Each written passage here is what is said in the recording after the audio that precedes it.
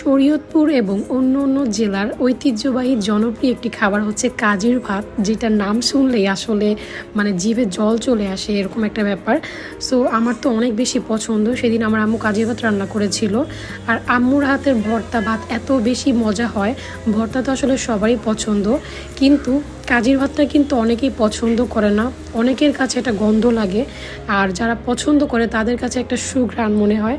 So যেহেতু আমরা খাই, আমরা অনেক বেশি পছন্দ করি, এটা আমাদের কাছে অনেক সুন্দর একটা স্মেল মনে হয়। ফরিদপুর, মাদারীপুর, দেন হচ্ছে বরিশাল, এই টাইপের দেশগুলোতে আসলে এই ভর্তা ভাতটা হচ্ছে অনেক বেশি জনপ্রিয়, সবাই খেয়ে থাকে। আপনারা যারা কাজির ভাত খেতে পছন্দ করেন তারা অবশ্যই আমাকে কমেন্টস বক্সে জানাবেন, এবং যারা পছন্দ করেন না তারাও জানাবেন।